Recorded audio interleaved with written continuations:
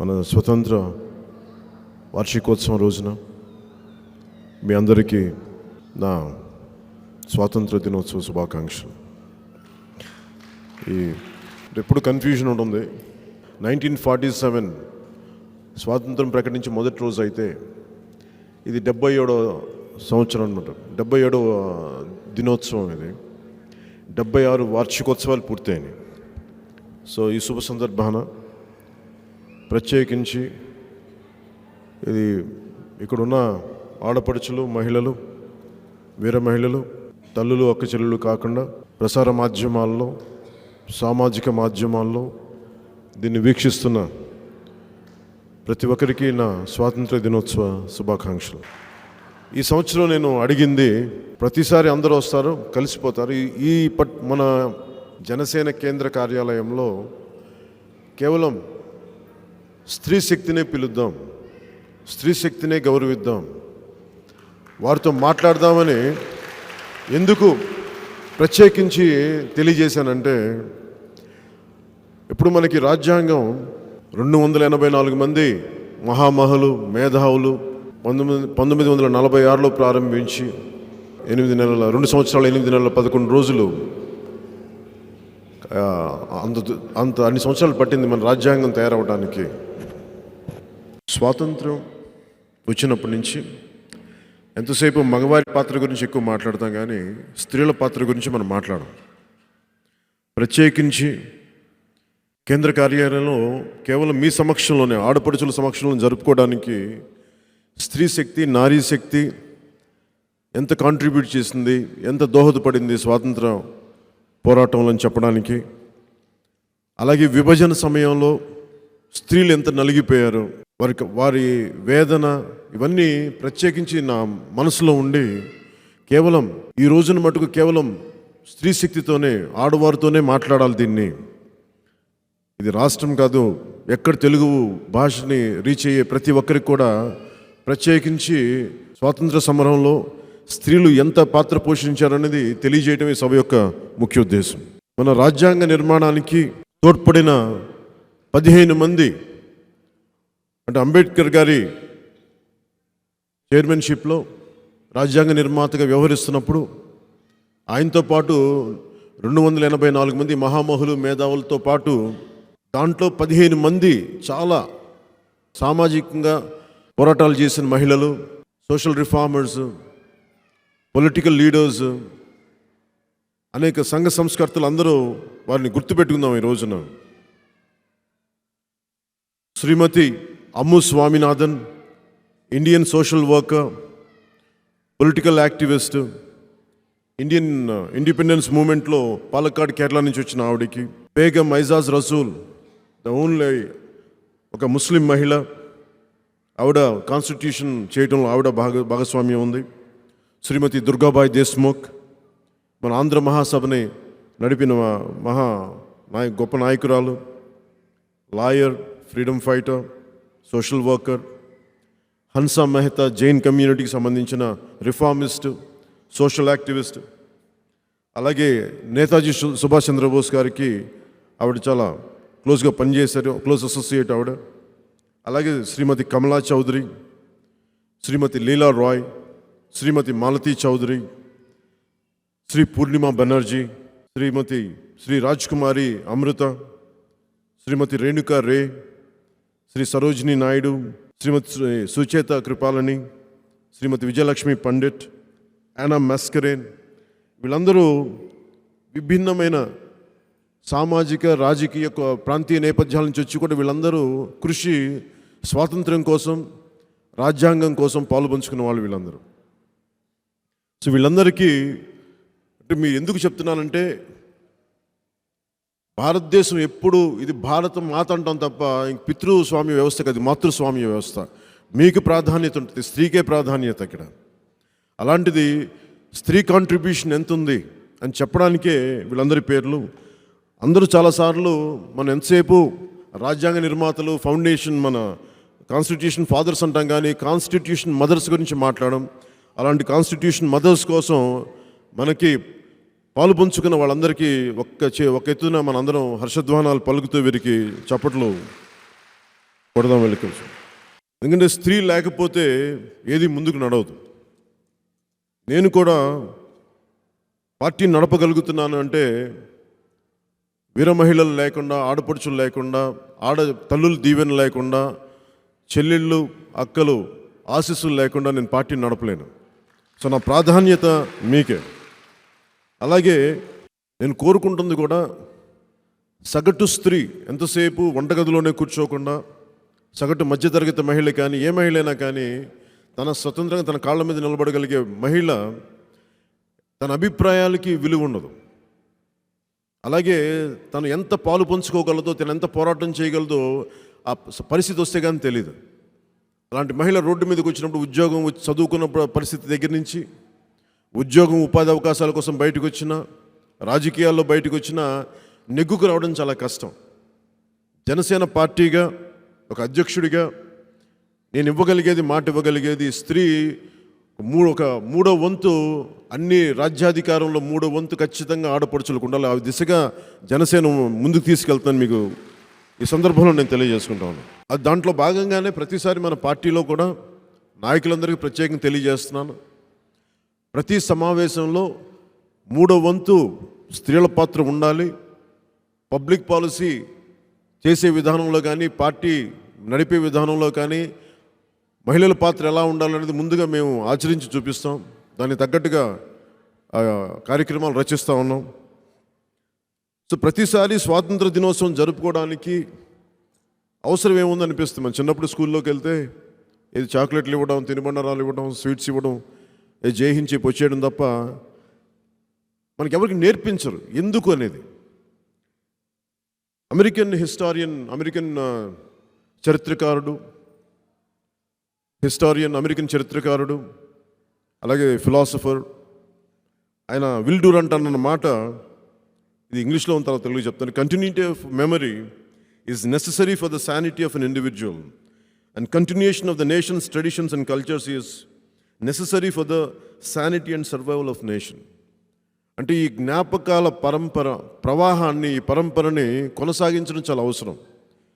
ఎవరైతే త్యాగం చేశారో, ఎవరైతే ఈ దేశం కోసం నిలబడ్డారో ఆ మహాత్ముల్ని తలుచుకోవటం, ఆ తల్లుల్ని తలుచుకోవడం, తద్వారా ఈ పరంపరని కొనసాగించడం చాలా అవసరం. మన ఉనికికే చాలా అవసరం. ఇది గాంధీ గారు మనం గుర్తుపెట్టుకోలేదనుకోండి, మనం దేనికి వచ్చామో దేని మర్చిపోతాం. మనం మరుపు అనేది చాలా సహజం. ఈ స్వాతంత్ర దినోత్సవం అనేది మనకి ఏం చెప్తుందంటే గుర్తుంచుకోవడం. ఎవరైతే మన కోసం త్యాగాలు చేశారో, ఎవరైతే మనకు అన్నం పెట్టారో. ఈ రోజున ప్రతిసారి చాలా బాధాకరమైంది, పొట్టి శ్రీరాములు గారిని ఎక్కడో నేను ఒకసారి దండేద్దామని వెళ్తానంటే ఎక్కడుంటే విగ్రహం ఎక్కడ లేదండి, అక్కడ వెళ్ళాలని కొంచెం ఇంకా దూరం. ఎక్కడుంది అంటే ఆర్యవైశ్య ఈ సత్రంలో ఎక్కడో ఉంది ఆయన విగ్రహం అని. ఏ రాష్ట్రం అయితే ఆంధ్ర కోసం, ఆంధ్ర అనే రాష్ట్రం ఎవరి బలిదానాల మీద ఏర్పడిందో ఆ వ్యక్తికి సరైన గుర్తింపు లేదు. అంటే మర్చిపోవడం అంటే అదే.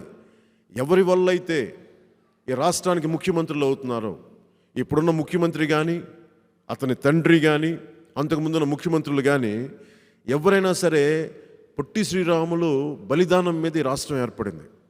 వీళ్ళందరి విగ్రహాలు ఉంటాయి. ప్రతి ఫోటోలో, ప్రతి పథకం కింద ఈ ముఖ్యమంత్రి ఫోటో ఉంటుంది, కానీ పొట్టి శ్రీరాములు గారు కానీ మన స్వాతంత్ర సమరయోధుల ఫోటోలు కానీ ఉండవు. మనం గుర్తుపెట్టుకోవాల్సింది స్వాతంత్ర సమరయోధులు కానీ మన డబ్బు మీద, మన ఓటు మీద వచ్చిన ఇలాంటి ముఖ్యమంత్రులు కాదు. ఇది నేను కోరుకుంటుంది. ప్రతి పథకానికి ఎవరైతే త్యాగం చేశారో, ఎవరైతే మనకి బలిదానాలు చేశారో వాళ్ళ ఫోటోలు ముందుండాలి తప్ప కూర్చోబెట్టి ఇప్పుడు వచ్చే ముఖ్యమంత్రులు కానీ, అంతకుముందు ముఖ్యమంత్రులు కానీ ఇదైతే సరైనది కాదని నాకు ఎప్పుడు అనిపిస్తూ ఉంటుంది. అలాగే ముఖ్యంగా భారతదేశపు సంస్కృతి చాలా గొప్పది. నాని పాల్కీవాలా గారు అని చెప్పి చాలా గొప్ప మేధావి, లాయర్. ఆయన చాలా ప్రజల కోసం చాలా పోరాడిన వ్యక్తి. 70 దశకంలో భారతదేశపు సంస్కృతిని స్కూల్స్లో బోధించాలని, పాఠశాలలో బోధించాలనేది. ఎందుకంటే వసుదైక కుటుంబం అనే ఒక సంస్కృతి మన దేశంలో ఉంది. ఏ భిన్న మతాలకి చెందిన, ఎన్ని కులాలకి చెందిన మనంతా ఒకటే సంస్కృతి. ఎందుకంటే ఇస్లాం వచ్చినా మనం ఇముడ్చుకోగలం, క్రిస్టియానిటీ వచ్చినా ఇముడ్చుకోగలం, ఎవరు వచ్చినా కానీ ఇముడ్చుకోగలం. ఎందుకంటే ఇది ఎవరిని భగవంతుడు ఎలా చూడాలనుకుంటే అలా సంపూర్ణంగా ఆహ్వానించే నేల ఇది. అందుకని ఈ నేలని, ఏ సంస్కృతి అయితే ఈ నేలని నడిపిస్తుందో ఆ సంస్కృతిని పాఠ్యాంశాల్లో పాఠశాలలో బోధించడం చాలా అవసరమని, దాని ఆవశ్యకత ఉందని శ్రీ నాని పాల్కేవల గారు చెప్పారు. భారతదేశపు సంస్కృతి ఎంత గొప్పది అంటే, ఉదాహరణకి మేము నెల్లూరులో ఉన్నప్పుడు రొట్టెల పండుగ అని జరిగేది. రొట్టెల పండుగది ముస్లింలు, ప్రత్యేకించి ముస్లిం సాంప్రదాయం. అది మేమందరం జరుపుకునేవాళ్ళు. దాంట్లో మాకు హిందూ ముస్లిం అనే భేదం లేదు. దానికి అంటే భగవంతుడిని ఏ రూపంలో చూస్తుంది. ఇస్లాంలో అల్లాగా చూడొచ్చు, మనం రాముడిగా చూడొచ్చు, ఎట్లా అని చూడొచ్చు. అందుకని ప్రత్యేకించి మన దేశం అన్ని మతాలకి చాలా విలువనిచ్చేది మనకి, మన సాంప్రదాయం. అందుకని ఈ సాంప్రదాయాన్ని ప్రత్యేకించి పాఠ్యాంశాల్లో బోధించాలనేది శ్రీ నాని పాల్కేవల గారు ఉద్ఘాటించి మరి చెప్పారు. ఒక్కసారి 200 సంవత్సరాల క్రితం బ్రిటిష్ వాళ్ళు వచ్చినప్పటి నుంచి మనం ఒక టూకీకి ఒకసారి చెప్పుకోవాలంటే, 200 సంవత్సరాలు ఏం చేశారంటే మనకు అభివృద్ధి చేశాము అవి చెప్తుంటారు. కానీ అసలు భారతదేశానికి ఎందుకు వచ్చాడు ఎవరైనా సరే బ్రిటిష్ అనేవాడు? భారతదేశం ఎవరి మీద దాడి చేయలేదు, ఎవరి మీద దండెత్తలేదు. అందరూ వచ్చి భారతదేశం మీదే పడ్డారంటే భారతదేశం చాలా చాలా గొప్ప దేశం, అత్యంత సంపద ఉన్న దేశం ఇది. ఒక పద్మనాభ ఆలయంలోనే ఎన్ని వేల టన్నులు బంగారం ఉందో తెలియదు. అలాంటి గొప్ప దేశం. అంత మనులు, మాణిక్యాలు, విలువైన వజ్రాలు, గొప్ప సాంప్రదాయం, యోగిక్ సాంప్రదాయం ఇవన్నీ ఉండి ఇది ప్రతి ఒక్కరు కన్నుబడింది. బ్రిటిష్ వాళ్ళ వ్యాపారస్తులు కన్నుబడింది, ఈస్ట్ ఇండియా కంపెనీ కన్నుబడింది. అప్పుడు దాకా మనది పల్లెటూళ్ళు, మనకి సెల్ఫ్ డెవలప్మెంట్, దానికి వేరే అవసరం లేదు. దానికి మన పల్లెటూరులో స్వయం పాలన చేసుకోగలిగే పల్లెటూర్లు మనయన్నీ. రాజులు ఎక్కడ ఉండేవాళ్ళు, కోటలు ఉండేవాళ్ళు, కానీ ప్రతిదీ స్వయం పరిపాలన అనేది మన పల్లెటూరులో ఉండేది. అలాంటి పరిపాలనా వ్యవస్థని బ్రిటిష్ వాడు వచ్చి విధ్వంసం చేశాడు. సో దీంట్లో నుంచి నలిగి క్విట్ ఇండియా మూవ్మెంట్, మనకి సిపాయి మ్యూటినీ కానీ ఇవన్నీ జరిగి భారతదేశ స్వరాజ్యం నా జన్మ హక్కు అనేది తిలక్ గారు ప్రారంభిస్తే, ఎక్కడ బెల్గావ్ కర్ణాటకలో 1918లో ఎప్పుడో, అది ఒకనాటికి అది నినాదం 1947కి వాళ్ళని తరిమి తగలేసాం మనం. దీనికోసం ఎంతమంది చనిపోయారంటే, ముఖ్యంగా ఒకే దేశంగా ఉండే పాకిస్తాన్, ఇండియా 2 మత ప్రాతిపాదికన విడిపోతే పాకిస్తాన్లో ఉండే హిందువులు నలిగిపోయి, ఇండియాలో ఉండే ముస్లింలు నలిగిపోయి, ఇక్కడుండే ముస్లిమ్స్ అటు వెళ్ళిపోయి అక్కడున్న హిందువులు ఇటు వచ్చేసి ఎంత నలిగిపోయారంటే, ఈరోజుకి నిన్న కరెక్ట్గా చెప్పాలంటే 76 సంవత్సరాల క్రితం, 77 సంవత్సరాల క్రితం ఈయన జెండా ఎగరేస్తుంటే, ఎర్రకోటలో నెహ్రూ గారు జెండా ఎగరేస్తుంటే పంజాబ్లో ఆడపడుచులు మానభంగాలకు గురవుతూ ఉన్నారు. అలాగే 1900 అదే సంవత్సరాన ఇంకొక సంవత్సరం లేటుగా పక్కన ఉన్న తెలంగాణ రాష్ట్రంలో ఇంకా రజాకారుల సమయంలో ఆడవాళ్ళు కానీ మిగతా అందరూ కూడా ఊచకోతకు గురవుతూ ఉన్నారు. అంటే ఇన్ని కష్టాలు, ఇవన్నీ మర్చిపోయి, ఈ జ్ఞాపకాలను కనుక మనం మర్చిపోతే మనం ఎందుకు బతుకున్నామో మనకు తెలియదు. మనకి ఎందుకు దీన్ని కాపాడుకోవాలో మనకు తెలియకపోతే భవిష్యత్తు నిర్మించుకోలేము. అందుకని గతంలో ఏం జరిగింది, ఎలాంటి తప్పులు జరిగినాయి, ఎలాంటి త్యాగాలు చేశారు, త్యాగం చేసిన మహానుభావులను గుర్తుపెట్టుకోవటం, అలాగే ఏ సంఘటనలు అయితే జరిగినాయో ఆడవారి మీద ప్రత్యేకించి, ఆడవారి మీద యుద్ధం వచ్చినప్పుడు కానీ ఏదన్నా గొడవలు వచ్చినప్పుడు అత్యంత బలహీనమైనది స్త్రీ. మొన్నటికి మొన్న ఈ రోడ్డు మీదకి నేను మొన్న ఏదో చిన్నపాటి జిల్లా ఏదైనా ప్రతి చోట కానీ ఏదన్నా సరే, మన మణిపూర్లో చూశారు, ఏదన్నా ఇద్దరు కొట్టుకుంటే 2 తెగలు కొట్టుకున్నా, 2 కులాలు కొట్టుకున్నా, కొన్ని ప్రాంతాలు కొట్టుకున్న మోస్ట్ వల్నరబుల్ స్త్రీ నగ్నంగా తిప్పారు స్త్రీని. అలాగే మొన్న మధ్యన నేను మనకి ఏదో ఒక జిల్లాకి పేరు ఏదో పెట్టాలంటే ఒప్పుకోనందుకు డైరెక్ట్గా మీ ఒప్పుకొని వాళ్ళ ఇళ్ళలోకి వచ్చి మీ ఆడపడుచుల్ని మేము మానభంగాలు చేస్తామని చెప్పాను. సంస్కృతి ఇంకా ఉంది ఇక్కడ. ఏదో స్వాతంత్ర సమయంలో ఉంది కదా, ఇప్పుడు జరగదని అనుకోవడానికి లేదు. మొన్నటికి మన మణిపూర్లో జరిగింది. ఇదే మన ఆంధ్రాకు సంబంధించిన ఒక జిల్లాలో పేరు మేము ఒప్పుకోనందుకు ఇళ్లలోకి వచ్చి మానభంగాలు చేస్తామని మాట్లాడుతున్నారంటే స్త్రీని ఎంత వల్నరబుల్గా ఉందో, ఎంత బలహీనమైన పరిస్థితిలో ఉందో అనేది నాకు చాలా చాలా బాధ కలిగింది. అలాగే ఈ 11 మంది ఈ మన రాజ్యాంగ మాతృమూర్తులు వాళ్ళు మాట్లాడిన మాట ఎంత కదిలించేసిందంటే, నన్ను భర్తల్ని చంపేసి అటు పాకిస్తాన్లో కానీ అటు ఇండియాలో కానీ ముస్లిం వివాహితులను చంపేసి వాళ్ళ కింద ఉంచేసుకునే కొంతమంది మనుషులు ఇక్కడ, అలాగే అక్కడున్న హిందూ మహిళలను చంపేసి వాళ్ళని బలవంతంగా పెళ్లి చేసుకున్న సందర్భం పాకిస్తాన్లోనూ. ఇవన్నీ జరుగుతూ ఉంటే ఈ మాతృమూర్తులు అడిగారు, రాజ్యాంగ మాతృమూర్తులు అడిగింది ఏంటంటే, అసలు వాళ్ళంతా నిలబడి నిజంగా మనస్ఫూర్తిగా ఉన్నారా, అక్కడ బాధపడి ఉన్నారా, భయపడతా ఉన్నారా, దీన్ని మీరు మాట్లాడాల్సిందని చెప్పి 284 మంది మధ్యలో, అంటే దాదాపు 270 మంది మగవారుంటే ఈ 15 మంది ఆడపడుచులు గొంతెత్తి మాట్లాడారు. ఈ రోజుకి నా భయం ఏంటంటే, మనం కనుక ఇవన్నీ గుర్తించుకోకపోతే ఎప్పటికైనా మీరు చూడండి, రోడ్డు మీద బిడ్డను స్కూల్కి పంపించాలంటే భయం.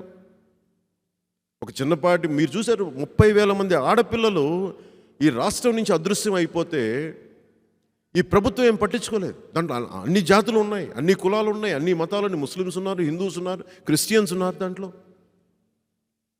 ఒక్క సమీక్ష జరగలేదు. ఇవి రిపీటెడ్గా జరుగుతూనే ఉంటాయి. ఒక్క ఆంధ్రప్రదేశ్ నుంచే 155 మంది చిన్నపిల్లల్ని హ్యూమన్ ట్రాఫికింగ్ కింద ఎత్తుకెళ్ళిపోయారు. ఈ రోజుకి వాళ్ళకి గతి లేదు. సో పిల్లలు, మహిళలు అనేది చాలా చాలా బలహీనమైన పరిస్థితిలో ఉంటారు. వాళ్ళకి మేము ఇది ప్రతి ఒక్కరు గ్రహించాలి, గుర్తించాలి. ఈ 77వ స్వాతంత్ర దినోత్సవం రోజున జనసేన పెట్టుకుంది, మహిళలకి సగౌరవమైన స్థానం కల్పిస్తాం, మీకు రక్షణ కల్పిస్తాం, ఇర్రెస్పెక్టివ్ ఆఫ్ రిలీజియన్, మతం, కులం లేకుండా. ఎందుకంటే ఆడపడుచులు అందరూ ఒకేలాగా చూస్తాం మేమందరం. అలాగే ముఖ్యంగా ఆడపడుచులకి మాన ప్రాణ రక్షణలు ఉండాలి. ఎవరన్నా సరే, మొన్నటికి మొన్న మన జనసేన ఈ స్పోక్స్ పర్సన్ కీర్తన గారిని ఏదో మాట్లాడుతూ ఉంటే ఏదైనా చిన్న డిబేట్లో అధికార పార్టీకి చెందిన వ్యక్తి చాలా తోలనాడాడు. ఆవిడ ఏం వేసుకుంది, అలంకరించుకుంది మామూలుగా. మీరు అలంకరించుకున్నట్టే మిమ్మల్ని తప్పుపడతామా? ఒక వాచిను 2 ఒక ఉంగరం వేసుకుంటే తప్పుపడతామా? అలా కూర్చోబెట్టి మీరు ఎవరిని ఇంప్రెస్ చేయడానికి వచ్చారు, మీరు హీరోయిన్గా అవుతారని ఇలాంటి మాటలు ఒక అధికార ప్రతినిధి, ఒక పార్టీకి చదువుకున్నవాడు, కుటుంబం ఉన్నవాడు, దేశానికి రాజైన, ఢిల్లీకి రాజైన తల్లికి కొడుకే అన్నట్టుగా ప్రతి ఒక్కటి తల్లి గర్భంలో నుంచి వస్తాడు కదా. స్త్రీకి గౌరవించాలన్న కనీస ఇంగిత జ్ఞానం లేని వ్యక్తులు అధికార ప్రతినిధులుగా ఉన్నారు. అంటే ఇవన్నీ ఏం సూచిస్తున్నాయి అంటే, అలా మాట్లాడుతూ ఉంటే, అంటే నువ్వు చక్కగా చీర కట్టుకోకూడదు, బొట్టు పెట్టుకోకూడదు, అందంగా ఉండకూడదు, అది కూడా ఎవరిని ఆకర్షించడానిక. ఇలాంటి ఆలోచన విధానమే ఆడవారి మీద దాడులు చేయడానికి సంసిద్ధం. ఈ స్థాయి వ్యక్తులు ఇలా మాట్లాడితే తక్కువ మానసిక స్థాయి ఉన్న వ్యక్తులు ఇంకా దిగజారిపోయి ప్రవర్తిస్తారు. అలాగే ముఖ్యంగా ఆడపడుచులు, ముఖ్యంగా 30,000 మంది ఆడపిల్లలు ఈ నేల నుంచి మనకి అదృశ్యమయ్యారంటే నన్ను చాలా కదిలించేసింది.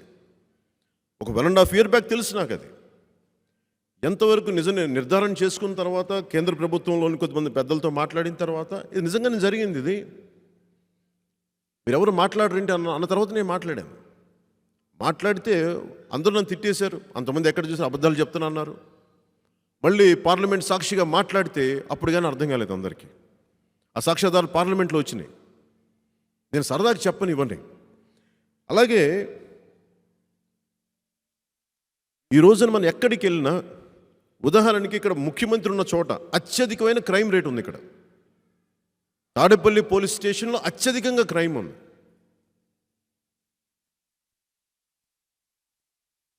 అక్కడ ఒక అందురాల్ని రేప్ చేశారు. ఇక్కడ ఒక మహిళా మంత్రి మాట్లాడరు. వీటి మీద ఈ మహిళా కమిషన్ మాట్లాడదు. నన్ను తిట్టడానికి వాడుకుంటారు తప్ప. నేను అనేది ఏంటంటే, ఉదాహరణకి మీరు దిశ చట్టాలు పెట్టండి, నిర్భయ చట్టాలు తీసుకురండి, మీరు స్పందన కార్యక్రమాలు పెట్టండి. మీరు న్యాయం చెయ్యని పక్షానికి మీరు ఎన్ని చట్టాలు పెట్టినా, ఎన్ని స్పందన కార్యక్రమాలు పెట్టినా దారుణాలు ఇలాగే జరుగుతూ ఉంటాయి. లా అండ్ ఆర్డర్ అనేది చాలా జనసేన పార్టీకి చాలా చాలా కీలకమైంది. ముఖ్యంగా ఆడబిడ్డల మాన ప్రాణ సంరక్షణలు. ఎందుకు మీరు చూశారు, గుంటూరు జిల్లా రేపల్లిలో అనుకుంటా తన అక్కని రక్షించడానికి 14 ఏళ్ళ అమర్నాథ్ అనే కుర్రోడిని ఎందుకు మా అక్కని ఏడిపిస్తున్నారంటే చెరుకు తోటలోకి వెళ్ళి తీసుకెళ్ళి కాల్చి చంపేశారు. ఇది మన కళ్ళ ముందు జరిగింది. మనం మర్చిపోవచ్చు ఈ రోజు. నేను మర్చిపోను ఇలాంటి సంఘటనలు, ఎందుకంటే నాకు అవన్నీ చాలా ప్రభావితం చేస్తాయి. నేను రాజకీయాల్లోకి వచ్చానంటే, పార్టీ పెట్టాను, ఇంత నలుగుతున్నానంటే, నేను ఎవరైతే త్యాగం చేశారో మన నేల కోసం, సుభాష్ చంద్రబోస్ దహించుకుపోయాడు, కాలిపోయాడు. అతను కాలిపోయాడు. సుభాష్ చంద్రబోస్. గాంధీజీ గారు తూటాలకు గురయ్యాడు, మహాత్ముడు. అంబేద్కర్ గారు మొత్తం వాదించి వాదించి నలిగిపోయి నిరాశ నిస్పృహలతో కుంగిపోయిన మనిషి. అలాగే ఒక్కొక్క స్వాతంత్ర సమరయోధుడి తీసుకుంటే, మన పొట్టి శ్రీరాములు గారితో 56 రోజులు నకలాడతో దేశం కోసం గుర్తింపు రాదు, ముఖ్యమంత్రి అవ్వడు. తన బలిదానాల మీద వస్తే వాళ్ళ జ్ఞాపకాలు నన్ను ఈ రోజున జనసేన పార్టీ నడిపించేలా అంత ధైర్యం ఇచ్చినాయి నాకు. వారి త్యాగాలు, వారి జ్ఞాపకాలు. ఎందుకంటే నేను ప్రతి సంఘటన నేను మర్చిపోను. చిన్నదా పెద్దదా అనేది, చిన్నపాటి పేపర్స్ నేను మర్చిపోను. నేను మచ్చుక్కి ఈ రాజ్యాంగం వీటన్నిటి గురించి నేను మాట్లాడుతుంటే ఏదో బ్రహ్మ పదార్థం లాగా ఉంటుంది. అది బేసిక్ రూల్ బుక్. అది మన సమాజం ఎలా నడవాలి, భారతదేశాన్ని ఎలా నడపాలన్నది రూల్ బుక్ అంతే, మన కాన్స్టిట్యూషన్ అనేది. నేను ఎవ్వరు చిన్నపాటి ఒక పేపర్ ఇచ్చినా నేను చదువుతాను రోడ్ల మీదకి వెళ్తే. ఉదాహరణకి నిన్న అనకాపల్లి విశ్వనపేట మండలం భూములు ఆ దోపిడీ జరిగితే వాటికి వెళ్తానికి దారిలో నన్ను చాలామంది కలిసినప్పుడు ఒక మహిళ, పెద్ద ఆవిడ, ఒక 55-60 ఏళ్ళు ఉంటాయి పాపం ఆవిడకి. అంతమంది మధ్యన నలిగి ఈ లెటర్ సారాంశం ఏంటంటే, నేను రెల్లి కులానికి చెందిన మహిళని, నా బిడ్డ, ఇది ఫోటోలో కనిపించే అబ్బాయి నా బిడ్డ, ఇలా చంపేశారు ఈ బిడ్డని. దీనికి స్పందన కార్యక్రమానికి వెళ్ళాను, ఎఫ్ఐఆర్ పెట్టాం. ఈ రోజు వరకు శిక్ష లేదు, ఎవరు మాట్లాడలేదు దీని మీద. నిస్సహాయత.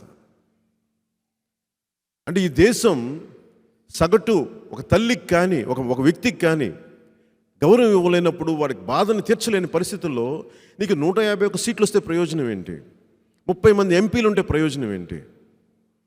మొన్న చిత్తూరు జిల్లాకి వెళ్తే పోలీసు అడిగారు నన్ను, మీకు ఎక్కడ జరుగుతుంది ఈ డేటా అంటే, ఆ ఎస్పీకి ఈరోజు నేను చెప్పదలుచుకున్నాను. ఎస్పీ గారికి నా దగ్గరికి వస్తాయండి ఇలాంటి, ఇంక్లూడింగ్ మీ ఎఫ్ఐఆర్లతో సహా వస్తాయి నా దగ్గరికి. ప్రజలు నా దగ్గరికి ఇస్తారు. నా దగ్గరికి ఒక బాధ్యత గల పార్టీ నాయకుడిగా నా దగ్గరికి వచ్చి అందరూ ఇస్తారు, నేను తీసుకుంటా. నాకు ఓపిక ఉంది నాకు. అలాగే ఈ రైటింగ్ చూడండి, పాపం సరిగ్గా రాయలేని వ్యక్తి, స్టీల్ ప్లాంట్కి సంబంధించి దానికి అనుబంధ పరిశ్రమలో పనిచేసే ఒక వ్యక్తి సరిగ్గా రాయలేక, భాష లేదు దీంట్లో, తప్పులు అన్నీ. కానీ భావం ఏంటంటే, నాకు అన్యాయం జరుగుతుంది. నేను ఒక ఎక్స్పోర్ట్ కంపెనీలో పనిచేస్తున్నా. ఈ అయోన్ ఓర్ని ఎక్స్పోర్ట్ చేసే కంపెనీలో దిగుమతి చేసుకుంటారు, ఇట్లా ఎగుమతులు చేసుకుంటారు. వీళ్ళు మాకు కావాల్సిన జీతాలు 40 మందికి ఎగ్గొట్టారు. ఎవరికి చెప్పుకోవాలో తెలియట్లేదు, ఎవరు మాట వినరు. ఇది ఎక్కడి నుంచి వస్తుంది చెప్పండి, మీరు ఆలోచించుకోండి. మీరు ఎక్కడి నుంచి వస్తుంది? నువ్వు ఒక ప్రజానాయకుడిగా నువ్వు ఉంటే ప్రజలు నీ దగ్గరికి వచ్చి ఇస్తారు నీకు. నా దగ్గర అధికారం లేదు, కానీ నా దగ్గర పంచుకునే హృదయం ఉంది. నా దగ్గర నా బాధని వినగలిగే చెవులు ఉన్నాయి నా దగ్గర. చెవి మరి ఎలా బాగు చేసుకోవాలి వీటన్నిటికీ? మొన్న కూడా ఒక వైజాగ్లో ఒక సభలో ఒక మాట చెప్పాను, రాముడు ఉన్నాడు రాజ్యం ఉండాది అని. అది కేశవరెడ్డి గారు చెప్పిన మాట. అది రాముడు ఉన్నాడు రాజ్యం ఉండాది అంటే, ఆ కథలో చిత్తూరు జిల్లాలో నేపథ్యంలో జరిగిన కథలో ఒక ఊరిలో ఒక బలహీన వర్గాలకు చెందిన ఒక అతను, భార్య బిడ్డలు ఉన్న అతను, ఆ ఊరిలో కొంచెం డబ్బున్న వ్యక్తి చేసే ఒక హత్యకి చూస్తాడు. అందరి ముందు జరుగుద్ది. తన కులం అంతా అందరితో పాటు సమూహం చూస్తాడు. తను కూడా విట్నెస్ చేస్తాడు. విట్నెస్ చేస్తే కానీ తను ఏమంటాడంటే, పోలీసులు వస్తున్నారు, ఆ ఊరి హత్య చేసిన అతను అంటాడు, పోలీసులు వస్తున్నారు, నువ్వు మటు సాక్ష్యం చెప్పకంటే, నా మనస్సాక్షిని నేను మోసం చేసుకోలే, నేను చెప్తానంటే తన కులం అంతా కూడా కట్టుబాటు చెప్తుంది. మేమందరం ఒప్పుకున్నా, నువ్వు ఒప్పుకోకంటే, నేను సత్యాన్ని నమ్ముకుంటే నేను చెప్తానంటే అందరూ కలిసి తన్ని తగలేస్తారు. సొంత కులం కూడా తన్ని తగలేస్తారు అబ్బాయిని. ఊరు వదిలి వెళ్ళిపోవాల్సి వస్తుంది. ఒక లారీలో ఎక్కి, ఆ లారీలో ఎక్కితే డ్రైవర్ అడుగుతాడు, ఏ ఊరు నుంచి వస్తున్నావు, ఎందుకు వెళ్తున్నావు అంటే, ఇట్లా జరిగిన సంఘటన చెప్తాడు. నేను ఒక తప్పు జరిగి ఒక హత్య జరిగితే నేను సాక్ష్యం ఇస్తానంటే నా సొంత కులం వాళ్ళు కూడా నన్ను తగిలేశారు. మరి ఎక్కడికి వెళ్తున్నావు అంటే, రాముడు ఉన్నాడు, ఈ రాజ్యం ఉండాది, ఎక్కడో చోట బతకలేమా అని అంటాడు. ఆ లారీ డ్రైవర్ ఏమంటాడంటే, అరే నువ్వు ఎక్కడికి వెళ్ళినా మనుషులు ఇంతేరా బాబు, నువ్వు ఎక్కడికి పారిపోతావు, నువ్వు మనుషులు ఇంతే ఉంటారంటే, అది చివరిగా ఆ కథ అంశాలను తెలుసుకున్నాక ఆ మనిషి చచ్చిపోతాడు. ఇది కథ. అలాగే ఈ రోజున జగన్ గారి పాలన, ఈ ముఖ్యమంత్రి పాలన అస్తవ్యస్తంగా ఉంటే చాలామంది ఏమంటారంటే, అన్న ఇంకొకసారి జగన్గా వస్తే మేము ఈ రాష్ట్రం ఉండలేము, పారిపోతామంటారు. బిజినెస్ మెన్లు పారిపోతామంటారు, డాక్టర్స్ మేము ఉండలేమంటారు, మామూలు సగటు జనం మేము ఈ మాట వినకపోతే మాకు ఈ పెన్షన్లు రావు, పథకాలు రావంటారు. మేము ఇక్కడ ఉండలేమన్నా, నచ్చట్లేదు, ఉండలేము, మేము భయం వేస్తుంది. నా ఉద్దేశం, మనం ఎక్కడికి పారిపోతామంటున్నా? ఒక నది నేల విడిచి పారిపోగలదా? మనం ఈ నేలలో పుట్టిన వాళ్ళం ఎక్కడికి పారిపోతాం? మనం ఎక్కడికని పారిపోగలం? మనం విదేశాలకు పారిపోతే అక్కడ black lives matter, white lives matter అని చెప్పి అక్కడి నుంచి తన్ని తగలేస్తారు. బ్రిటన్కి వెళ్తే మీ తోలు బ్రౌన్ కలర్లో ఉంది, నల్లగా ఉందని చెప్పి అక్కడ తన్ని తగలేస్తారు.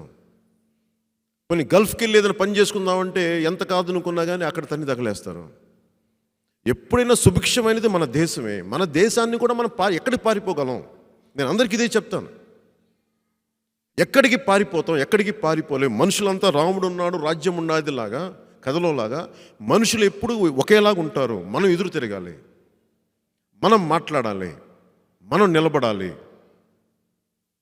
మనం నిలబడితే తప్ప ఇంకా మనం ఎందుకు భయపడాలి? ఎవరికైనా నువ్వు ఒక పరిశ్రమ పెట్టుకోవాలనుకున్నా, నువ్వు ఒక ఉద్యోగం చేసుకోవాలనుకున్నా, ఉపాధి చేసుకోవాలనుకున్నా, అది మనకు రాజ్యాంగం కల్పించిన హక్కు. అది మనకి ఆ హక్కుని మనం ఎక్సర్సైజ్ చేయకపోతే ఎట్లాగా?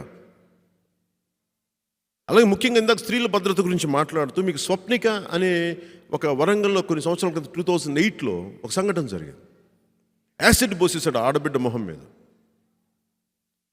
నేను వెళ్ళి హైదరాబాద్లో అప్పుడు నేను అక్కడ అప్పుడున్న పార్టీలో నేను యూత్ వింగ్ అధ్యక్షుడిగా ఉన్నప్పుడు నన్ను అమ్మాయి పిలిచింది లోపలికి. అందరితో పాటు నేను కూడా వెళ్తే నేను వెళ్ళలేదు, ఇన్ఫెక్షన్ వస్తాను వెళ్తే. ఆ స్వప్నిక వరంగల్లో జరిగిన సంఘటన నేను వెళ్ళి మాట్లాడితే ఆడబిడ్డ ఉంది, చనిపోతుంది. ఇంకెవ్వరికి దుస్థితి రాకుండా చూడన్నా, ఇంకెవరికి రాకుండా చూడన్నా. అలాగే శ్రీలక్ష్మి ఇక్కడెక్కడో విజయవాడ సిద్ధార్థ కాలేజీలో అనుకుంటా, కత్తితో అందరి ముందు కలిసి క్లాస్ రూమ్లో పొడి చేశాడు ఒకడు. ఆయేషా, విజయవాడలో ముఖ్యంగా ఆయేషా కేసు తెలుసు, నిర్దాక్షిణ్యంగా చంపేశారు అమ్మాయిని. అలాగే దిశ కేసు కానీ, నిర్భయ కేసు కానీ, సుగాలి ప్రీతి పాప కేసు కానీ ఎవరికి శిక్ష పడదు, పడ్డా వెళ్ళిపోతారు. మరి వీళ్ళని ఎవరు రక్షిస్తున్నారు? ఎందుకు మనం ఇలా ఉండాలి అని అనటానికి మనం కనుక ఒక బలంగా మన రాజ్యాంగం మీద మనం పోరాటం చేయకపోతే మనకు హక్కులు ఎవరు ఇవ్వరు. రాజ్యాంగం మనం కల్పించింది మన హక్కుల్ని సద్వినియోగం చేసుకోమని. మనం ప్రతిసారి చెప్పుకుంటే తప్ప మనకి హక్కులు రావు. రాజ్యాంగం ఈజ్ నథింగ్ బట్ ముఖ్యంగా ఆడపడుచులకి, మహిళలకి, ఇంట్లో కూర్చొని మధ్యతరగతి మహిళలకి నేను చెప్తున్నాను, ఇది ఒక రూల్ బుక్ అంతే. ఈ అధికరణాలు ప్రాథమిక హక్కుల ఉల్లంఘన, ఈ భాష ఏదో భయం వేస్తుంది మనకి. బేసిక్గా బతికే హక్కుని కల్పించేది రాజ్యాంగం, మనకు పని చేసుకునే హక్కుని కల్పించేది, మన మాన ప్రాణాలని దాడి జరిగితే దాన్ని సంరక్షించుకునే రూల్ బుక్ అది. అది మీరు ముస్లిం మతస్థుల, హిందువుల, క్రిస్టియన్సా, ఏ మతస్థులైనా కావచ్చు, మతాలకి కులాలకి అతీతంగా మనందరికీ రక్షణ కల్పించేది రాజ్యాంగం. అది చిన్న రూల్ బుక్ అంతే. దాన్ని అది మనం నమ్మితే తప్ప మన హక్కుని సద్వినియోగం చేసుకోలేము. ప్రతి వ్యక్తి, ముఖ్యంగా మనకి sovereign socialist secular democratic republic, అది మన ఎవరి కింద లేవు. సార్వభౌమాధికారం మనదే, ప్రజలదే. సోషలిస్ట్ ఇది మనకి సమానత్వం, ఇది ఒకళ్ళు ఎక్కువ కాదు, ఒకళ్ళు తక్కువ కాదు.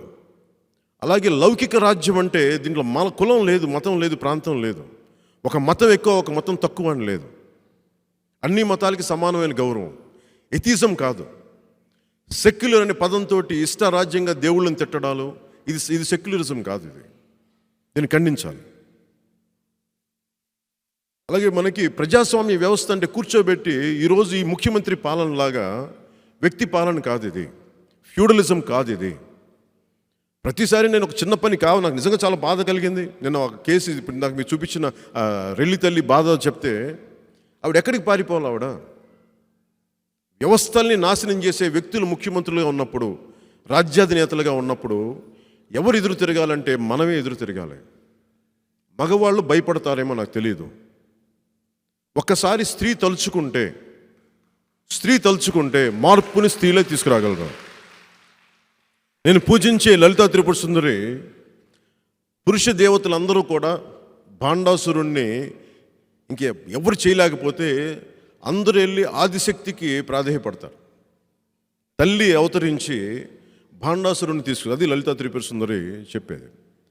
అవి కథలా పురాణాలా మీరు ఏదైనా అనుకోండి, కానీ మనకు ఆ విషయం ఏంటంటే స్త్రీయే మహిళే మార్పు తీసుకురాగలదు. నేను ఈరోజు మీ ముందుకు వచ్చి ఇలా నిలబడ్డానంటే నా తల్లి కారణం. విలువలు నేర్పిందంటే నా తల్లి నేర్పింది, ధైర్యం నేర్పించింది. అలా మీరు గనుక బాధ్యత తీసుకొని మీరు గనుక నిలబడితే ఎంత మార్పు వస్తుందో చూడండి. చాలా సింపుల్గా నేను భవిష్యత్తులో ముఖ్యంగా వీర మహిళలకు సంబంధించి మన రాజ్యాంగం రూల్ బుక్లో 3వ భాగంలో మనకి ప్రాథమిక హక్కులు, ఇర్రెస్పెక్ట్ ఆఫ్ రిలీజియన్, మతానికి సంబంధం లేకుండా మనకి రాజ్యాంగం ఏమిచ్చింది, చట్టం అందరికీ సమానమైన హక్కుని కల్పించింది. ఎక్కడ లింగ వివక్ష కానీ, స్త్రీ అని కానీ ఎలాంటి వివక్ష లేకుండా, మత వివక్ష లేకుండా, కుల వివక్ష లేకుండా, ప్రాంతీయత వివక్ష లేకుండా అందరికి సమాన అవకాశాలు ఇవ్వాలి, దానికి డిస్క్రిమినేషన్ ఉండకూడదని చెప్పింది మనకి. అలాగే సమాన అవకాశాలు, మీరు ఎవరు అని కాదు కానీ అందరికీ సమాన అవకాశాలు. భావస్వేచ్ఛ, మీకు కోపం వచ్చినప్పుడు చెప్పే హక్కు ఉంది మీకు. నన్ను ఎవరైనా తిడుతుంటే నేను ఎందుకు పెద్ద ఏం రెస్పాండ్ అవ్వనంటే, నీకు భావస్వేచ్ఛ ఉంది, నన్ను తిట్టే హక్కు ఉంది. ఎక్కడ దాకా? నా హక్కులు భంగం కలిగినంత వరకే. భావస్వేచ్ఛని చెప్పి మనం కూర్చోబెట్టి ఈ వైసీపీ స్పోక్స్ పర్సన్ లాగా నువ్వేంటికి ఇలాంటి డ్రెస్సులు వేసుకున్నావు, ఎవరిని అట్రాక్ట్ చేయాలనుకుంటున్నావు, నువ్వు హీరోయిన్గా యాక్ట్ చేయాలి, ఇవన్నీ భావస్వేచ్ఛ అవ్వదు. అది భావస్వేచ్ఛ అవ్వదు. ఎదుటివారి ప్రాథమిక హక్కుల మీద దాడి కింద చూడాలి దాన్ని. అది ఎవరు మర్చిపోకూడదు. ఆర్టికల్ ముఖ్యంగా 23 prohibition of trafficking human trafficking prohibit చేస్తుంది. అంటే ఈ ప్రభుత్వం అన్ని వైలేషన్స్ చేస్తుంది. ఇంత హ్యూమన్ ట్రాఫికింగ్ జరుగుతుంటే ఒకళ్ళు పట్టించుకోవట్లా, దాని మీద ఒక మంత్రి మాట్లాడు. అలాగే ఆర్టికల్ 25, 26 ఇవన్నీ ఎవరి మత విశ్వాసాలను వాళ్ళు పరిరక్షించుకోవడం, ఎవరి మతానికి సంబంధించిన ఆస్తుల్ని వాళ్ళు రక్షించుకోవడం, ఇవన్నీ మనకి 2 ఆర్టికల్స్ చెప్తాయి. అలాగే ఆర్టికల్ 29 మైనారిటీ ప్రజల సంరక్షణ. ఎవరు మైనారిటీ ప్రజలని మీరు ఇబ్బంది కలిగించే పరిస్థితులు ఏం చేసినా కానీ వాళ్ళని సంరక్షించే చట్టాలు ఉన్నాయి. పాటించే వ్యక్తులు అరుదైపోయారు కానీ చట్టాలు కుదవలేదు. అలాగే 4వ భాగంలో రాష్ట్రాలకి ఆదేశిక సూత్రాలు. ఈ రోజున చెప్తున్న అమ్మఒడి కానీ, జగనన్న పథకాలు కానీ ఇవన్నీ రాజ్యాంగం కల్పించిన హక్కులు, జగన్ కల్పించిన హక్కులు కాదు, మనం తెలుసుకోవాల్సింది. ఈ 4వ భాగంలో పర్యావరణ పరిరక్షణ, ముఖ్యంగా దీంట్లో 48వ ఆర్టికల్ 48A పర్యావరణ పరిరక్షణ, అడవుల సంరక్షణ, వన్యప్రాణ సంరక్షణ. అలాగే ఆర్టికల్ 49 జాతీయ చిహ్నాలని రక్షించడం, గౌరవించడం. అలాగే ఆర్టికల్ 51 అనేది అంతర్జాతీయ ఒప్పందాలని ఉల్లంఘించకుండా ఉండటం, గౌరవించడం రాష్ట్రాలు కూడా. వీటిలో ఏవి తీసుకున్నా కానీ పర్యావరణ పరిరక్షణని రక్షించాలి, విధ్వంసం చేయకూడదనేది రాష్ట్రానికి ఇచ్చిన ఆదేశిక సూత్రాలు, కంపల్సరీగా పాటించాలి. ఇవి ఈ రోజున ఋషికొండ కానీ, చెరువులు కబ్జాలు కానీ ఇవన్నీ చూస్తుంటే ఈ ప్రభుత్వం ఏది రాష్ట్రగా ఇచ్చిన ఆదేశిక సూత్రాలని పాటించడం లేదని అర్థమవుతుంది. అలాగే జాతీయ చిహ్నాలను గౌరవించడం ఇవన్నీ. అలాగే మనకి ఈరోజు ఎర్రమట్టి దిబ్బల్ని మీరు ఎక్కడ చూసినా సరే యునెస్కో హెరిటేజ్ సైట్లను కానీ, అసలు కొన్ని లక్షల సంవత్సరాలు అయితే కానీ ఒక కొండ ఫామ్ అవ్వదు, ఒక పర్వతం కానీ, ఒక చిన్న గుట్ట కానీ ఫామ్ అవ్వదు. ఇష్టారాజ్యంగా కొట్టేయడం ఇవన్నీ రాజ్యాంగానికి విరుద్ధమైన పనులు ఇవన్నీ. అలాగే ఇందాక మీకు చెప్పినట్టు ఆర్టికల్ 51 ముఖ్యంగా ఆడపిల్లకి ఎందుకు చెప్తున్నానంటే, మీకు రాగానే ఈ వ్యక్తి జపనీస్ కంపెనీతో పెట్టుకున్న ఒప్పందాన్ని ఉల్లంఘించాడు ఈయన. అది ఏం సూచిస్తుందంటే, ఒక రాష్ట్రంగా నీ బాధ్యత నీకు అది. భారతదేశం వేరే దేశాలతో పెట్టుకున్న ఒప్పందాన్ని రాష్ట్రాలు గుర్తించాలి, గౌరవించాలన్నది ఈ వ్యక్తి ఉల్లంఘించాడు. అలాగే ఈ వ్యక్తి ప్రాథమిక బాధ్యతలు మర్చిపోయాడు. ప్రాథమిక బాధ్యతలు అంటే రాజ్యాంగాన్ని, దాని అనుబంధ సంస్థలని గౌరవించడం. ఈ వ్యక్తి కోర్టులను కూడా తప్పుపడతాడు. ఈ వ్యక్తి కింద బోల్డెన్ తప్పులు ఉన్నాయి. ఇతనికి 38 పైన కేసులుండి ఇతను హైకోర్టులను, సుప్రీంకోర్టులను తప్పుపట్టేంత స్థాయికి వెళ్ళిపోయాడు ఈ వ్యక్తి. అలాగే మాట్లాడితే కులాల మీద దోషం పట్టుకొస్తాడు ఈ వ్యక్తి. అది ప్రాథమిక బాధ్యతలు ఒకటి. టు ప్రమోట్ హార్మనీ అమాంగ్స్ట్, మనకి మతానికి, కులానికి, ప్రాంతీయత వీటన్నిటికి మధ్య ఒక సుహృద్భావ వాతావరణం కల్పించాలి. అది ప్రాథమిక బాధ్యత. అది ప్రతి పౌరుడికి ఉండే బాధ్యత. అలాంటిది ముఖ్యమంత్రికి ఇంకెంత ఉండాలి బాధ్యత? కూర్చోబెట్టి 3 రాజధానులు అంటాడు, కులాల మీద ఇది కుల రాజధానులు అంటాడు. అలాగే to protect and improve natural environment including forest and lakes అని మనకి ప్రాథమిక బాధ్యత. మన కళ్ళ ముందు పర్యావరణం విధ్వంసం చేయకుండా కాపాడుకోవాల్సిన బాధ్యత మనకుంది పౌరులుగా. అలాగే ముఖ్యమంత్రికి ఇంకా ఎక్కువ ఉంటుంది, దాన్ని చూడాల్సిన బాధ్యత. రాజ్యంగా విధ్వంసం క్రియేట్ చేస్తూ ఉన్నాడు. ఇవి మీకు ఎందుకు పంచుకుంటున్నానంటే, మీరు మీ బిడ్డలకు చెప్తారని. ఈ బాధ్యతలు కనుక ఇలాంటివి మీ బిడ్డలు మీకు తెలిస్తే మీ బిడ్డల్ని మీరు గైడ్ చేస్తారు. తద్వారా దేశం బలోపేతం అవుద్ది, ప్రజాస్వామ్యం బలోపేతం అని చెప్పడానికే నా బాధ తప్పది. మిమ్మల్ని ఏదో ఇంకోటి ఎడ్యుకేట్ చేయడం, మిమ్మల్ని ఎడ్యుకేట్ చేస్తే మీరు ఒక సమాజాన్ని ఎడ్యుకేట్ చేస్తారు. అందుకే స్త్రీ మీద నాకు అంత అపారమైన నమ్మకం. అలాగే చాలా ఇంప్రెషనబుల్ ఏజ్లో ఉంటారు. ఒక 5 ఏళ్ళు 10 ఏళ్ళ వయసులో పిల్లలు ఒక స్పాంజుల్లాగా చెప్పగా నీళ్లు పీల్చేసుకుంటూ ఉంటారు.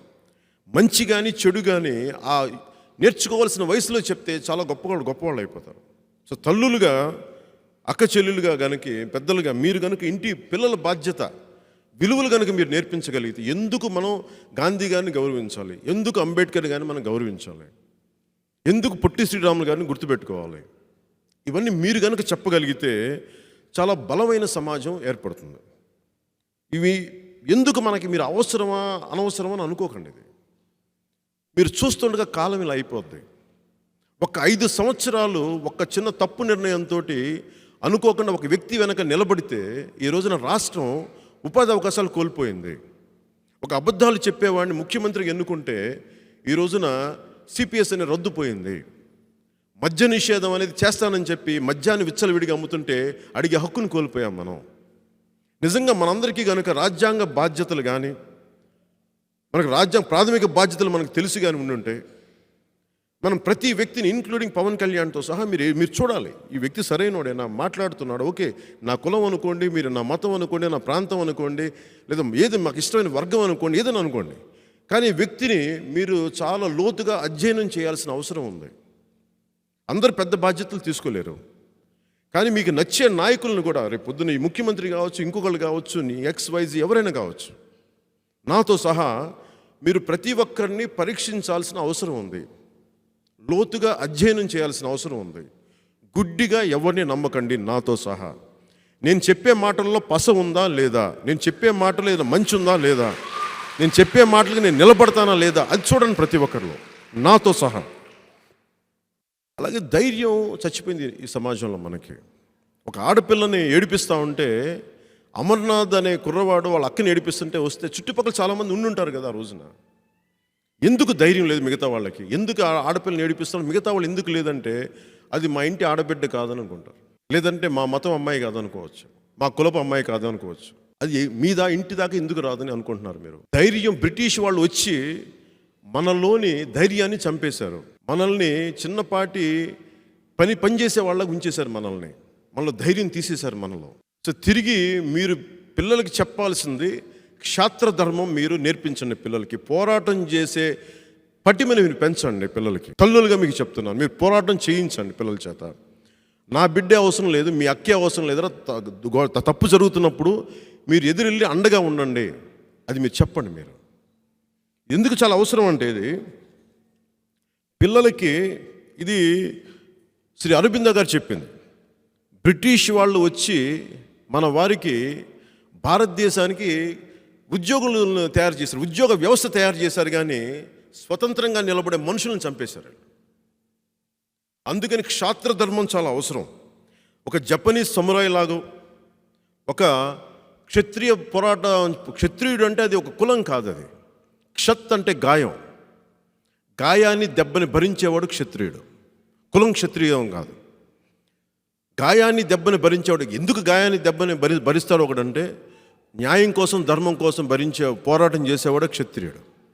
అందుకని అలాంటి క్షత్రియ ఆలోచన విధానం, అలాంటి క్షాత్ర ధర్మం తప్పు జరుగుతున్నప్పుడు దానికి జరగకుండా ఎదురిచ్చేవాడు. అలాంటి స్పిరిట్, అలాగే ఒక సమురాయి లాగా, ఒక అన్యాయం జరుగుతున్నప్పుడు తిరగబడే ఒక జపనీస్ సమురాయి లాగా ఉండాలని. ఇది నా మాటలు కాదు, ఇవి మన శ్రీ అరబిందో గారి ఆలోచన విధానం. అంటే ఇది మనం పాటించకపోతే ఏం జరుగుద్ది అంటే, మన కళ్ళ ముందు జరిగినట్టుగా ఒక కుకీలో జరిగిన ఒక ఆడబిడ్డని అంతమంది సమూహం మధ్య నగ్నంగా నడిపించడం, మానభంగం చేసి, లేదంటే మన అమర్నాథ్ని వాళ్ళ అక్కని ఏడిపిస్తే అమర్నాథ్ని చెరుకు తోటలో కాల్ చేసినట్టుగా మన కళ్ళ ముందు జరుగుతున్నాయి ఇవన్నీ. ప్రతిసారి పోలీసు వస్తారని మనం ఆశించద్దు. ఎవడో వస్తాడు రేపొద్దున వాడేదో చేస్తాడు మనం ఆశించద్దు. మనమే నడుం బిగించాలి. మీరు ఎక్కువ వెళ్ళక్కర్లేదు, మీ కళ్ళ ముందు జరిగితే ఒక మాట ఎత్తండి, మీ బిడ్డలకు చెప్పండి. అది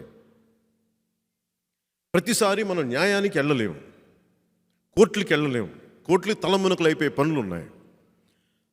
మన బాధ్యత కూడా ఈ దేశాన్ని సంరక్షించుకోవడం, మన సమాజాన్ని సంరక్షించుకోవడం మన బాధ్యత కూడా. లిటిగేషన్లు ఎక్కువైపోయిన కోర్టులు. అందుకనే ప్రజా కోర్టులో ఈ మధ్యన ప్రతి ఒక్కరు మాట్లాడుతూ ఉన్నారు, ఎక్కడ పడితే అక్కడ దోపిడీ, కోర్టులకి సమయం ఉండట్లేదు, ఎన్ని లిటిగేషన్లు నేస్తాం. అందుకని జనసేన ప్రజా కోర్టు అనేది ఒక కార్యక్రమం చేయబోతున్నాం, ఒక సోషల్ మీడియాలో ఒక కార్యక్రమం చేయబోతా ఉన్నాం. కొన్నిసార్లు బయటికి రావచ్చు, కొన్నిసార్లు సోషల్ మీడియాకు పరిమితం, డిపెండ్ దాని పరిస్థితులను బట్టి. ఎవరైతే తప్పులు చేస్తారో ప్రజా కోర్టులో ఏ చట్టాల కింద వీళ్ళకి శిక్ష పడాలి, రాజ్యాంగం ప్రకారం ఎలా ఉల్లంఘన జరుగుతూ ఉంది, ఇవన్నీ ప్రత్యేకించి ఒక కార్యక్రమాన్ని రూపొందిస్తూ ఉన్నాం. మొదటి వ్యక్తి దీంట్లో వైసీపీకి చెందిన మనందరి డబ్బులు తీసుకుంటూ, మనందరూ ట్యాక్సులు కట్టిన డబ్బులతో అతను బతుకుతూ వైసీపీకి వక్తగా తయారయ్యాడు. ఆ వక్తనే ఈ రోజున ఈ ప్రజాకోర్టులో ప్రథమ ముద్దాయిగా నిలదీస్తాం రేపు పొద్దున భవిష్యత్తులో. అలాగే నాని పాల్కేవాళ్ళ గారు చెప్పేది, మనందరి మీద విపరీతం చెత్త ట్యాక్స్, నానా ట్యాక్స్లు వేస్తూ ఉన్నారు వీళ్ళు. గ్రీన్ ట్యాక్స్ అని ప్రతిదానికి ట్యాక్సులు. నిజంగా రౌడిజం మీద ట్యాక్స్లు వేస్తే వైసీపీ వాళ్ళు చాలా ఎక్కువ ట్యాక్స్ కట్టాలి. మనం రౌడిజం మీద, గుండాగర్దీ మీద నోటికి ఇష్టం వచ్చింది వాగితే ఇంత ట్యాక్స్ వేస్తామనంటే అంత ఉంటుంది. అడ్డగోలుగా ప్రజల ఆస్తులను దోచేస్తున్న వాళ్ళకి ఇంత ట్యాక్స్ వేస్తామంటే మన స్టేట్కి రెవెన్యూ బడ్జెట్ లోటు ఉండదు, మనకి రెవెన్యూ లోటు ఉండదు. అంటే ఇది ఎందుకు చెప్తా అంటే ఎంత పాసిబిలిటీ ఉందో. ఎందుకంటే ఈ మధ్యన తప్పులు చేస్తే బుల్డోజర్లతో కొట్టేస్తాను. ఇప్పుడు మనం బుల్డోజర్లతో కొట్టలే, మరి ఏం చేయాలి? మనం చేయాల్సిన జగన్ లాంటి వాళ్ళకండి ఏంటంటే, ఇన్కమ్ ట్యాక్స్ విపి సింగ్ గారు ఉన్నప్పుడు ట్యాక్సులు కనుక కట్టకపోతే మీరు ఎందుకు ట్యాక్సులు కట్టలేదని చెప్పేసి మనం ఒక నోటీస్ జారీ చేస్తే అధికారికి, ఆ సంబంధిత విజిల్ బ్లోవర్కి ఎవరైతే ఇన్ఫర్మేషన్ ఇచ్చారో వాళ్ళకి ఒక ₹1 కోటి ప్రభుత్వానికి కనుక ఆదాయం తీసుకురాగలిగితే 5% వాళ్ళకి ఏదో కట్టాలి. వాళ్ళకి 5 to 8%. అంటే వాళ్ళకి నగదు బహుమతి ఇస్తారు. 5 లక్షలు, ఒక ₹1 కోటి ఆస్తి పట్టుకుంటే 5 లక్షలు వాళ్ళకి నగదు బహుమతి ఇస్తారు. అట్లాగా ఎక్కడైతే అక్రమాలు, అన్యాయాలు జరుగుతున్నాయో, ఎక్కడైతే దురాక్రమణలు జరుగుతున్నాయో, ఎక్కడైతే ఆస్తులు దోచేస్తున్నారో, వీటికి సంబంధించి ఎవరైనా సరే జనసేన వస్తే ఏం చేయాలనుకుంటున్నానంటే ఇలాంటి చట్టం తీసుకురావాలి. ఎవరైతే ప్రజల ఆస్తుల్ని కానీ, అలాగే ప్రభుత్వ ఆస్తుల్ని కానీ అన్యాక్రాంతం చేస్తే ఎవడన్నా చెప్తే వాళ్ళకు ఒక ఇనాం ఉండేలా, ఒక నగదు బహుమతి ఉండేలాగా ఎంకరేజ్ చేయాలనేది, అలాంటి పాలసీ తీసుకురావాలని చెప్పి నేను ఖచ్చితంగా అనుకుంటాను. అందరూ మాట్లాడుతుంది విజన్ 2047 అని ముగింపు వాక్యాలుగా. భారతదేశం చాలా అభివృద్ధి అయిపోతుంది, డబ్బు చాలా పెరిగిపోతుంది, కరెక్ట్గా డబ్బు పెరిగిపోతుంది, జీడిపి పెరిగిపోతూ ఉంది. అది ఎవరి దగ్గరికి వస్తుంది, ఎక్కడ ఆగుతుంది? ఈరోజుకి మేము వెళ్ళి మన కడపలో ఎక్కడో మేము మన అనంతపురంకి వెళ్తే ఒక ముస్లిం బాలిక, నాకు చదువుకోవడానికి తండ్రి చనిపోతే కౌలు రైతు వాళ్ళ తండ్రి, నేను ఎస్ఐ ఉద్యోగంకి వెళ్ళాలన్నా అంటే ఏదో మేము అందరం కూర్చోబెట్టి మా పార్టీ నుంచి మేము నిధులు పంపించాను వ్యక్తిగతంగా. అలా కాకుండా వ్యవస్థ నిలబడాలి కదా అలాంటి ఆడబిడ్డలకి. సో అలాంటి ఆలోచన విధానం కానీ, ఉద్యోగ ఉపాధి అవకాశాలు కానీ, ఎందుకంటే కిందకి దిగట్లేదు డబ్బు, ఇది కిందకి దిగట్లేదు డబ్బు ఇది. లేదా నాకు ఎందుకు ఇంతమంది మాకు ఉద్యోగాలు రావట్లేదు, మాకు ఉద్యోగం చేయించుకున్న మేము శ్రమ దోపిడీ జరుగుతుంది, ఎందుకు ఇస్తారు నాకు ఇవన్నీ? అంటే నిజంగా డబ్బు ఒకరి దగ్గర పెరిగిపోతూ ఉంది, కిందకి దిగట్లేదు. అది నేను సక్రమంగా ట్యాక్సులు కట్టే వాళ్ళ గురించి మాట్లాడలా, అన్ని రూల్స్ అండ్ రెగ్యులేషన్స్ని పాటించే వ్యాపారవేత్తల గురించి మాట్లాడట్లా. అడ్డగోలుగా దొడ్డిదారులు రాజకీయాల్లోకి వచ్చి పదవిని అధికారాన్ని వాడుకొని విచ్చలవిడిగా దోపిడీ చేస్తున్న వాళ్ళని ఏం చేయాలి? వాళ్ళని ఎలా నిలవరించాలి? వాళ్ళ దగ్గర ఉండిపోతుంది. చాలా అవుట్రైట్గా ఒక బ్రిడ్జ్, డ్యామ్ ఏదైనా కడుతున్నాం, ఒక ఇరిగేషన్ ప్రాజెక్ట్ కడుతున్నాం అంటే అవుట్రైట్ టీవీల్లో మేము 6% మేము లంచాలు ఇస్తున్నాం పలానా ముఖ్యమంత్రికి, ఆంధ్రాలో అయితే మేము 8% ఇస్తాం. అవుట్రైట్గా వాళ్ళు చెప్పేస్తున్నారు. వాళ్ళు టీవీలో చెప్తున్నారు, మేము ఈ మంత్రికి ఇంత డబ్బులు ఇచ్చామని చెప్తే పట్టుకునేవాడు ఒక్కడు లేడు. ఈ రోజున మీరు చిన్న రోడ్డు ఎదురు వెళ్తే ట్రాఫిక్ చలాన్ చేస్తారు. ఒక కాంట్రాక్టర్ చెప్తా ఉన్నాడు, టీవీలో మీరు చూస్తే ఉంటుంది, 8% డబ్బులు అంటే మీరు లక్ష కోట్ల పని అంటే 6,000 కోట్ల రూపాయలు మీరు ఊహించుకోండి. నెలకి 6,000 రూపాయలు రావడానికి గగనంగా ఉన్న రోజుల్లో ఒక ముఖ్యమంత్రిగా ఉన్న వ్యక్తులకి 6,000 కోట్లు ఒక్క ప్రాజెక్టులోనే. ఎక్కడ తీసుకుని ఇంత డబ్బు? టీవీల్లో మాట్లాడితే దాన్ని శిక్షించేవాడు ఎవరు శిక్షిస్తారు? మరి కోర్టులు శిక్షించలేవు, సుమోటోగా కోర్టులు శిక్షించలేవు, ఎవరు తీసుకోలేరు. మరి ఎవరంటే మనమే నిలబడాలి. ఓటు అనే మన ఓటుని సరైన వాళ్ళకి వేయకపోతే మనకు వచ్చే దారుణాలు ఎలాగుంటాయి? మన హక్కులు కోల్పోయాం, మన కులం, మన మతం అని చూసుకుని మనం వెళ్ళిపోతున్నాం. కానీ వ్యక్తి సరైనోడా లేదా అనేది మనం చూసుకోకపోతే మీ 2047కి మీ బిడ్డల భవిష్యత్తుని మనమే సర్వనాశనం చేసుకుంటాం. ఎందుకు చెప్తున్నానంటే ఇది మనకి ఉదాహరణ చాలా చిన్నగా, మనందరికీ నీరు ఆధారం కదా, నీరు గాలి. నేను వైజాగ్ నుంచి వస్తున్నా, ఏ మూలకి వెళ్ళినా కాలుష్యంతో నిండిపోయింది, ఏ గ్రామాలకు వెళ్ళినా కాలుష్యంతో నిండిపోయింది. ఉత్తరాంధ్రాని ముఖ్యంగా ఒక డంపింగ్ యార్డ్లో చేశారు. ఇప్పుడు ఉదాహరణకి మీరు వెళ్ళండి, మీరు ఇక్కడ గుంటూరులో ఉన్న సిమెంట్ ఫ్యాక్టరీ దగ్గరికి వెళ్ళండి, జగన్ భారతీయ సిమెంట్ ఫ్యాక్టరీ దగ్గరికి వెళ్తే ఎంత కాలుష్యం ఉంటుందో చుట్టుపక్కల గ్రామాలు అడగండి. నువ్వు ఇంతమందికి ఊపిరితిత్తులు చెడగొట్టి నువ్వు డబ్బులు సంపాదిస్తున్నప్పుడు నువ్వేం చేస్తున్నావు అంటే ఎవడు సమాధానం చెప్పడు దానికి. కొన్ని ఎక్స్ట్రా డబ్బులేని ఇస్తున్నావా, ఇంకో చోటకి తరలిస్తున్నావా, ఇది ఎవడు మాట్లాడే లేదు. ముఖ్యంగా మంచి తాగునీళ్ళు చాలా దారుణం అయిపోయినాయి మనకి. ఏషియన్ డెవలప్మెంట్ ఎస్టిమేషన్ ప్రకారం 2030కి 50% పాపులేషన్కి నీళ్ళు అందమని చెప్పి, అంత షార్ట్ ఉండవు, అంత అవసరమైన నీళ్లు 50% ప్రజలకు ఉండవు భారతదేశంలో చెప్తే ఏషియన్ డెవలప్మెంట్ బ్యాంక్ చెప్పిన రిపోర్ట్ ఇది. అలాగే భారతదేశానికి 2050కి 1447 బిలియన్ క్యూబిక్ మీటర్లు నీళ్లు కావాలని అవసరం. 6% వర్షం పట్ల మనకి వర్ష ద్వారా వచ్చిన నీళ్ళని మనం 6% కాపాడుకోగలం. బోర్లు తవ్వేస్తూ ఉన్నాం. మీరు పశ్చిమ గోదావరి జిల్లాలో ఎక్కడ ఆక్వా పొల్యూషన్ ఉన్న చోట, ఆక్వా ఫ్యాక్టరీస్ ఉన్న చోట, ఆక్వా పరిశ్రమ ఉన్న చోట ఎక్కడైనా చూడండి, నీళ్లు పచ్చటి ద్రవంలా వస్తాయి. తాగడానికి నీళ్లు లేవు మనకి, స్నానం చేస్తే కంపు కొడుతూ ఉంటాయి నీళ్లు. మేము చెప్తుంది ఇది 2023లోనే ఉన్నాం ఇంకా మనం. వీళ్ళందరూ జాతీయ స్థూల ఉత్పత్తి అని చెప్పి వీళ్ళందరూ మాట్లాడుతూ ఉన్నారు. కానీ అందరూ మనం ఆలోచించాల్సింది మన భవిష్యత్తు కోసం, తాగునీళ్ళు సరిగా ఉన్నాయా లేదా, గాలి కలుషితం అయిపోయిందా లేదా, ఏ స్థాయికి ఉంది, ఇప్పుడే ఇలా ఉంటే భవిష్యత్తులో ఎలా ఉంటుందో మనం ఆలోచించుకోకపోతే అందరి దగ్గర డబ్బులు ఉండొచ్చేమో నాకు తెలియదు, అందరి దగ్గర 1,000 కోట్లు ఉండొచ్చేమో నాకు తెలియదు. వేల కోట్లు ఉన్న ఈ ముఖ్యమంత్రి లాంటి కూడా మాస్కులు పెట్టుకొని తిరగాలి, ఆక్సిజన్ సిలిండర్లు పెట్టుకొని తిరగాలి. నీళ్లు తాగాలంటే ముఖ్యమంత్రి కొనుక్కోగలడేమో, వాళ్ళ కుటుంబం కొనుక్కోగలదేమో, రోడ్డు మీద ఉన్న ప్రజలు కొనుక్కోలేరు.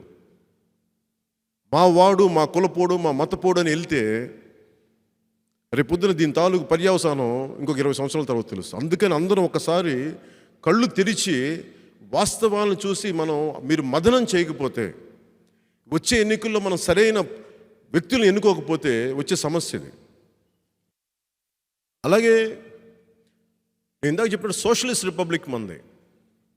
నేను ప్రజల ఆస్తుల్ని కాపాడడానికి నేను ఎప్పుడూ ముందుంటాను. నేను డ్రెడ్జింగ్ కార్పొరేషన్ ఆఫ్ ఇండియా అని ఒక ప్రభుత్వ రంగ పరిశ్రమని కాపాడటానికి నేను అందరికీ చాలా బతిలాడాను, ఆపారు అది.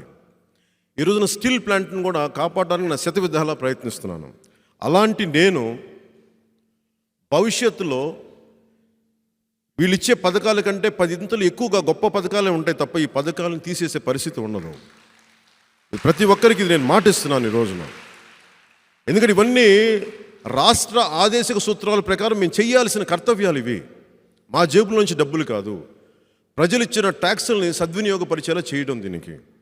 అందుకని ముఖ్యంగా ఇతను ఎన్నుకోకపోతే మళ్ళీ మనకి ఏం జరుగుద్దు అనే మాట మీకు అవసరం లేదు. మేము నిలబడతాం. మీరు ఒకటే చూడండి, ఒక జనసేన పార్టీగా, ఒక జనసేన నాయకుడిగా 10 సంవత్సరాలు ఓడిపోయినా నిలబడే ఉన్నామంటే మాకు మా దేశం మీద, మా సమాజం మీద, మన రాష్ట్రం మీద, మన ప్రజల మీద ఎంత ప్రేమాభిమానాలు లేకపోతే, అంత ఆపేక్ష లేకపోతే ఇలా నిలబడి ఉంటాం. ఇన్ని తిట్లు ఎందుకు తింటాం? అందుకని దీన్ని అందరూ ఒకసారి ఆలోచించాలని నేను కోరుకుంటాం. కాలం చాలా తొందరగా వెళ్ళిపోద్ది. 2020 విజన్ డాక్యుమెంట్ అని చేశారు, 23 వచ్చేసింది. 47కు నేను కోరుకుంటుంది ఉపాధి అవకాశాలు ఉండాలి. ముఖ్యంగా మహిళలకు సంబంధించి మీరు పారిశ్రామికవేత్తలుగా ఉండాలి, ఎంటర్ప్రీన్యూర్స్గా ఉండాలి. మీరు మనస్ఫూర్తిగా చెప్తాను. ఎందుకంటే మీరు అది గృహ పరిశ్రమ కానివ్వండి, కుటీర పరిశ్రమ కానివ్వండి, ఒక మధ్యతరగతి మహిళ నాకు ఎక్కడ రాజోల్ నగరంకి వెళ్తే ఆవిడ చెప్తా ఉంది, ఆవిడ చెప్పే మాటలుంటే నాకున్న ఆలోచన, ఒక మధ్యతరగతి మహిళగా, 2 ఆడబిడ్డలు పెట్టుకున్న మహిళగా ఈ రాష్ట్ర మంత్రులకి, పొలిటికల్ లీడర్స్కి ఎందుకు ఉండదన్నా అంటే నేను సమాధానం చెప్పి, ఎందుకంటే నీలాంటి మంచి మనసులు లేదమ్మా వాళ్ళకి, దోపిడీ చేసే మనసులు తప్ప నీలాగా సింపుల్గా ఆలోచించే మనుషులు కాదు వాళ్ళు. అందుకని మేము కోరుకుంటుంది ఆడవారిని రాజకీయ పరంగా, సామాజికంగా, పారిశ్రామికవేత్తలుగా తీర్చిదిద్దాలి. రాజకీయంగా మీకు బలమైన స్థానం ఉండాలి, సముచిత స్థానం ఉండాలి అని కోరుకుంటా ఉన్నాను. ఈ 77వ స్వాతంత్ర దినోత్సవం రోజున మనస్ఫూర్తిగా మీ అందరికీ, ఈ సభకు వచ్చేసినందుకు మనస్ఫూర్తిగా మీ అందరికీ పేరు పేరున ధన్యవాదాలు తెలుపుకుంటూ, ఈ ప్రోగ్రామ్ని ఆర్గనైజ్ చేసిన మా జనసేన నాయకులందరికీ, అలాగే వెన్నంటే ఉన్న ఇన్ని సంవత్సరాలు ఓటమిలు కానీ గెలుపు ఓటములు ఎప్పుడు వెన్నంటి ఉండే పిఎస్సి చైర్మన్ శ్రీ నాదెండ్ల మనోహర్ గారికి, మా జనసేన నాయకులందరికీ పేరు పేరున హృదయపూర్వక నమస్కారాలు. అలాగే అక్కడ దూరంగా ఉన్న ముస్లిం మహిళలు కూడా చెప్తాను. అమ్మ, నేను ప్రత్యేకించి మహిళలు అంటే హిందూ మహిళలు, క్రిస్టియన్ మహిళలు, నాకు అందరు మహిళలు అంటే అందరూ అన్ని మతాలు, అన్ని కులాలు ఒకటే నాకు. అందుకని ప్రత్యేకించి చెప్తున్నాను, మీరు గుర్తుపెట్టుకోండి. ఎందుకంటే నేను ఈ దేశం అందరికీ సమానమైన అధికారం ఇచ్చింది, సమాన భవిష్యత్తు ఇచ్చింది అందరికీ. అందుకని ఒకళ్ళు ఎక్కువ ఒకళ్ళు తక్కువ కాదు మనకి. అందుకని దాన్ని దృష్టిలో పెట్టుకొని అందరికీ పేరు పేరున ధన్యవాదాలు తెలుపుకుంటూ సెలవు తీసుకున్నాను. జై హింద్.